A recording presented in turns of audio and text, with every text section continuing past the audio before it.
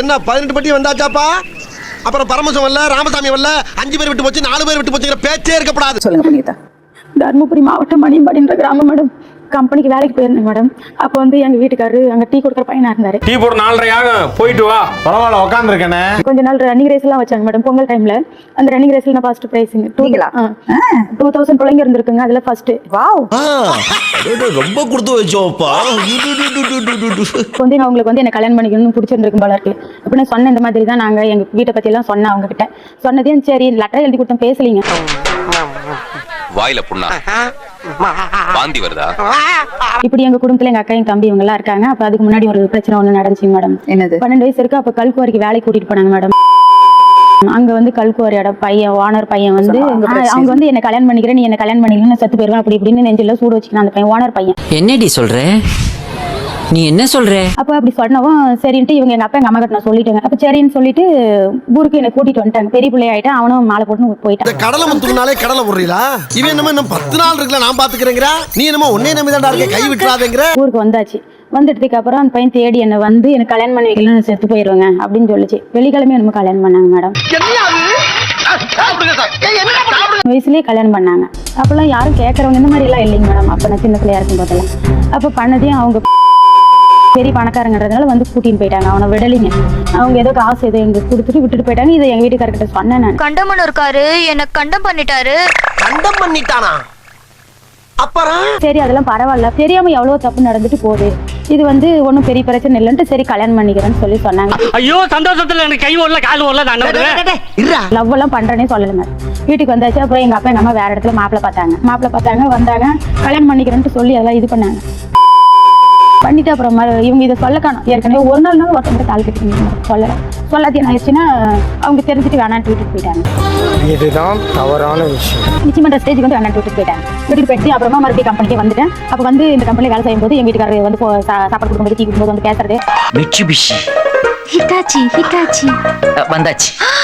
இந்த மாதிரி சாப்பி கல்யாணம் பண்ணிக்கிற ஐடியா இல்லை மேடம். ஏற்கனவே ஒரு ஞாபகத்துக்கு போயிட்டு நம்ம வேண்டான்னு சொல்லிட்டு அப்புறம் வந்து இன்னொரு டைம் இன்னொரு மாப்பிட்டு வரான்னு வந்து கேட்டாங்க. இங்கே பெயிண்ட் அடிக்கவங்க என்ன பார்த்துருப்பாங்க போல இருக்கு. பெங்களூர்காரர் வந்து பார்த்து கேட்டாங்க. ஐயோ மீண்டுமா?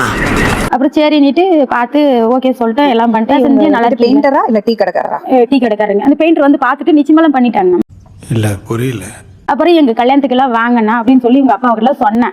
சரி வரேன்னு சொல்லிட்டு அவங்க ஃப்ரெண்டை விட்டு நீ இல்லைன்னு நான் செத்துருவேன் மருந்து குடிச்சிட்டேன்னு சொல்லிட்டாங்க மேடம். என்னங்க எனக்கு ஒண்ணுமே புரியல. அதுதானப்பா எனக்கும் புரியல. எங்க வீட்டுக்காரர் அப்படி சொன்னதும் நமக்காக ஒருத்த மருந்து குடிக்கிறானே நல்லா பார்த்து போனோம் அப்படின்னு நம்பி வந்துட்டேன். லவ்ஸா? இல்ல இப்பதான் பழக்கம். லவ் பண்ண கூடாதா? நான் ஸ்லிப் ஆகும்போது கை கொடுத்து காப்பாத்தினவர் இவரு. அந்த கல்யாணம் பண்ணலீங்க. விட்டுட்டு வந்து யார் உங்கள்ட்ட போன்ல பேசினது? இவங்க அப்பா தாங்க. இவங்க அப்பான்னா எங்க வீட்டுக்காரருங்க. எங்க வீட்டுக்காரர் போன்ல பேசினாரு. அது என்ன அப்பா சொல்றீங்க? இந்த பையன் இருக்கா அவங்க அப்பா. உங்க பையனா? எங்க பையனுக்கு அப்பான்னு காட்டினாங்க மேடம். அப்படி சொல்லாதீங்க, வீட்டுக்காரர் சொல்லுங்க. ஆனா நான் அப்படிதான் சார் பேசுவேன். ஆனா அவன் நினைச்சான் பேசுறேன். கூப்பிட்டதையுமே எங்க அப்பா எங்க அம்மா எல்லாம் வேண்டான்னு தான் சொன்னாங்க. வேணாம் உனக்கு அந்த வாழ்க்கை வேணாம், இந்தபடி கல்யாணம் பண்ணி போனாங்க. கூப்பிடுறாங்களேன்ட்டு நம்பி போயிட்டேன் மேடம். ஏறி உட்காந்து என்னைக்கு போன அன்னையில இருந்து இன்ன வரைக்குமே ஒரு நாள் கூட சந்தோஷமா இருந்ததே இல்லைங்க. கூட்டிட்டு போன ஃபர்ஸ்ட் நாளே கேண்டீன்ல பாத்திரம் வேலை கூட்டிட்டாரு. இதெல்லாம் கழுவ வேண்டிய சாமானுங்க. இதை நல்லா தேய்ச்சி டெய்லி வாஷ் அவுட். நம்மள முருகன் கோயில கூட்டு போய் கல்யாணம் பண்ணி வச்சேன் தனியாவே. அப்புறம் அவங்க அம்மா வந்து எங்க வீட்டுக்கார மட்டும் கூட்டிட்டு போயிடுச்சு. ஒரு முஸ்லீமும் நான் இந்து. அப்புறம் ஒரு 10 நாள் கழிச்சு நான் சூசைட் பண்ணிக்கிறதுக்கு மாற்றம் பண்ணிட்டேன். அவங்க வரல, நம்மளும் போனாலும் இங்க ஃபர்ஸ்ட் பேர் வாங்கி இப்படி போயிடுச்சு நம்ம லைஃப் வேணான்ட்டு. சும்மா சொல்லுதாப்பா.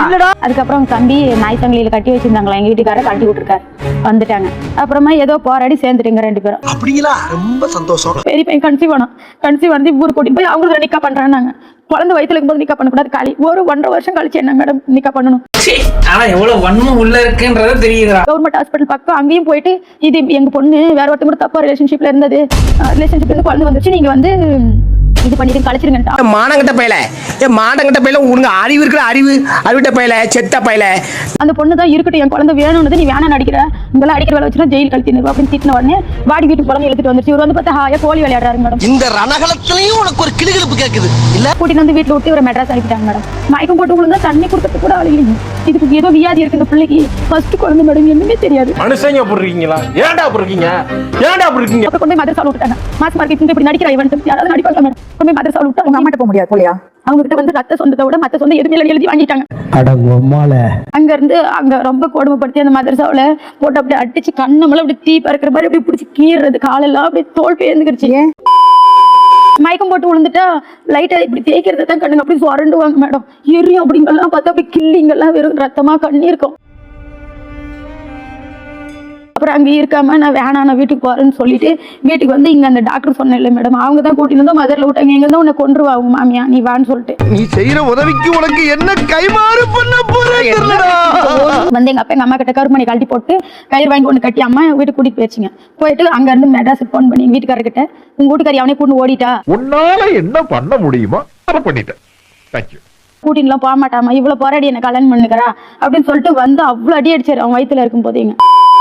வீட்டுக்கு கூட்டின்னு போனதுமே குடிச்சுக்கிட்டு அடிச்சு கண்ணத்துல அடிச்சு கண்ணமெல்லாம் அப்படியே தீ பறந்த மாதிரி ஆயிடுச்சு. சும்மா நானும் பாத்துக்கிட்டு இருக்கேன், நோச்சுன்னு அடிச்சுக்கிட்டே இருக்காடியே என்ன அடி. வீட்டுக்கு கம்பெனி போயிட்டு சாங் போட வச்சுட்டு மேடம் அங்க பெருந்துள்ள விஜயராணி மேடம் ஒருத்தவங்க கூட்டிட்டு போயிட்டு புள்ளி எந்த அளவுக்கு கொடுப்படுத்துற நீ ஒரு பொழுதுனா கூட தண்ணி ஊத்தி அடிக்கிறது வீட்டுல வச்சுக்கிட்டு சைக்கோ மாதிரி. தெளிவா இருக்கல? தெளிவா இருக்கேன்.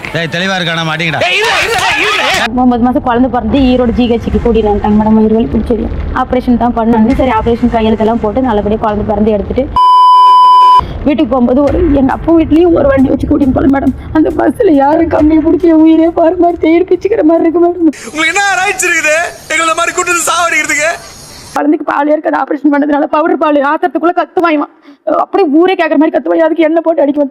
என்ன பொண்ணு பெற்று வச்சுக்கிற நீ? அவன் கேட்கறது என்னடா அது புது ட்ரெண்டா இருக்கு, புதுசா கண்டுபிடிச்சு அடிக்கிறாங்களே, நான் என்ன பண்ணுவேன்? 3 மாசம் கழிச்சு வேற வீடு மாறணும். அந்த பழைய ஓடு இப்படி மாட்டி மாட்டி இருக்கும் அந்த ஓடு. அந்த ஓட்டு வீட்டுல போய் இருந்து காது வண்டு தூந்துச்சு மேடம். என்னடி சொல்ற? என்னால முடியலங்க, எந்திரின்னு கத்துற, குழந்தையும் கத்துது, பாலும் கொடுக்க முடியல, தூக்கி வச்சுட்டு கத்துற மேடம். போட்டு மூக்குல குத்தி மூக்குல இருந்து ரத்தமா ஊத்துது. பக்கத்து வீட்டுக்காரரு வந்து ஏன்டா இப்படி கொடுமைப்படுத்துறதுல உனக்கு என்ன பாவமுச்சு அப்படின்னு கேட்டா, அவ மூடிக்கிட்டு போங்கடி அப்படின்னு சொல்லி பேசினான்.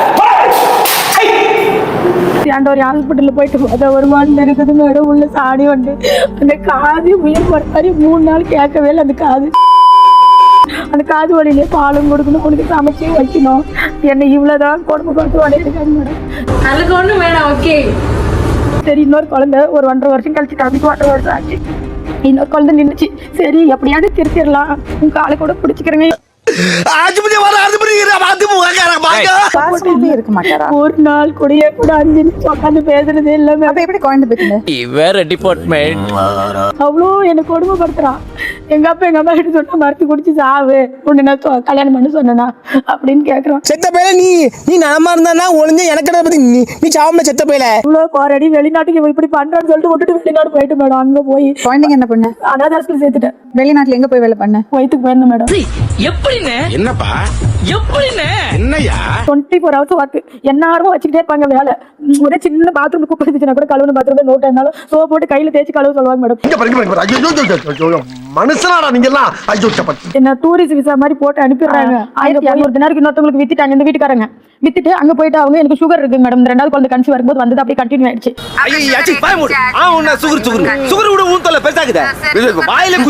அவங்க வாங்கினவங்க சுகர் இருக்கிற பிள்ளை எங்கிட்ட கொடுத்துட்டீங்களா, ரிட்டர்ன் இவங்ககிட்டயே கொடுத்துட்டாங்க. ஒரு 5-6 வீடு மாத்த நாங்க கண்டுபிடிச்சிட்டேன். நான் வந்து இப்படி மாத்திராங்க இவங்களை நம்ம எதனா பண்ணிடுவாங்கன்ட்டு பெரியவனுக்கு இங்க ஓட்டுக்கடல் ஆபரேஷன் பண்ணோன்ட்டாங்க மேடம். ரொம்ப வயிறு வலின்னு சொல்லிட்டு ஆபரேஷன் பண்றதுக்கு வந்தேன். இதெல்லாம் நடக்குமா?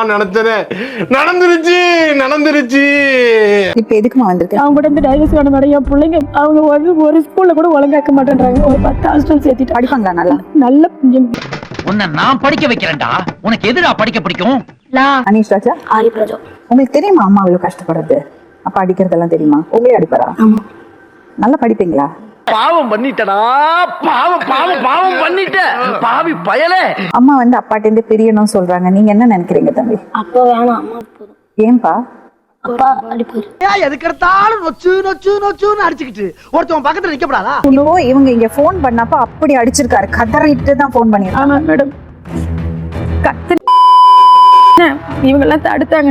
இவன் அடிப்பா மேடம், இவங்கெல்லாம் அடிக்கிறதுல அவங்க அப்பா அடிச்சா இவன் பிடிச்சிக்கோ, என்ன அடிக்க சொல்லு, அடிமா நீ, நான் பிடிச்சிக்கிறேன்னுட்டு. என்ன அடி சொல்லிட்டு அவனுக்கு என்ன சொல்லிட்டு அடிச்சனா வேண்டாம் வேண்டாம் அவங்கிட்ட வச்சுக்காத, அவன் ஏன் வகையரா சொல்லி. போலீஸ் வந்து எத்தனை தான் உன்னை பாக்குறதுன்னு கேக்குறாங்க சொல்றாங்க. நம்ம போலீஸை குறை சொல்ல முடியுமா?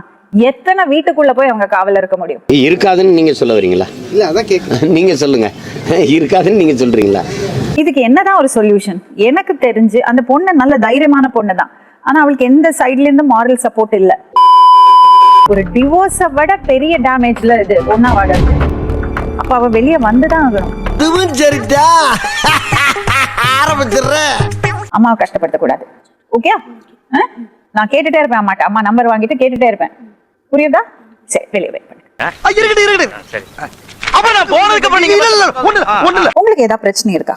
எனக்கு எந்த பிரச்சனையும் சொல்ற மாதிரி கேட்டுட்டு தான் சரி. என்னங்க பிள்ளைகளை பார்த்து சொல்ற மாதிரி கேட்டுட்டு தான் சரி. இல்ல சொல்ல மாதிரி கேட்டுட்டேன்னா அவங்க உங்களுக்கு அடிமையா இல்ல? இன்னைக்கு ஒரு புட்டி இல்ல சும்மா நம்ம சொந்த பந்தம் அதான் முக்கியம் வந்திருக்கேன். அதனால சொல்றத கேட்கணும். இல்ல நீங்க அவங்க சொல்றது கேட்கணும், அவங்க நீங்க சொல்றது கேட்கணும். அதுதானே திருமண வாழ்க்கை. இன்று ஒரு தகவலையே சொல்லலாம் போல இருக்கேன். அவ்வளவு மேட்டர் வச்சிருக்கானே.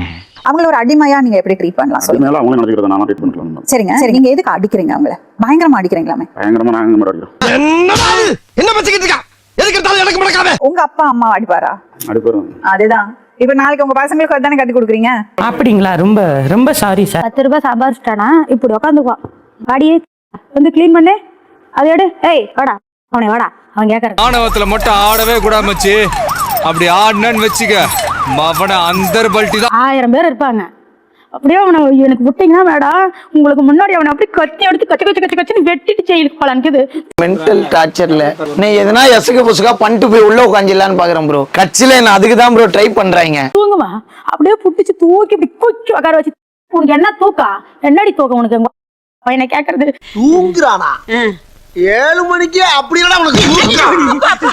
எப்படி வீடியோ ரெக்கார்ட் பண்றாரு அடிக்கும் போது? செல்ல எடுத்து வரமா வச்சிருக்கான். செல்ல எடுத்து வரமா வச்சிருக்கான். இதுமே இல்ல அடிக்கும் போது ஏன் வீடியோ எடுக்கற? என்ன கொலை பண்ணிடுவே நீ. நைட்டோட நைட்டா ஆள் வச்சு கண்ணாடமா வச்சு கழுகு போட்டு என்ன ஆளை வச்சு கொலை பண்ணிடுவே நீ. பண்ணிடுவா. ஆமா, உன்னோட சைக்காலஜி எப்படின்னா, உனக்கு வந்து நீ உனக்கு தேவையானதெல்லாம் நீ பண்ற, உனக்கு பிடிச்சதெல்லாம் நீ பண்ணிக்கிற, ஆனா அடி வாங்குற. அவர் வந்து கோவம் வந்து அடிச்சிடுறாரு, ஆனா நீ உன்னோட சைடுல இருந்து பல விஷயங்கள் பண்ற. சரி அது விடுங்க, அது இப்ப எதுக்கு? புரியுதா? உன்னோட சைடுல இருந்து நீ கரெக்ஷன்ஸ் பண்ணினியானா உங்க வாழ்க்கை நல்லா இருக்கும்னு நான் ஃபீல் பண்றேன்.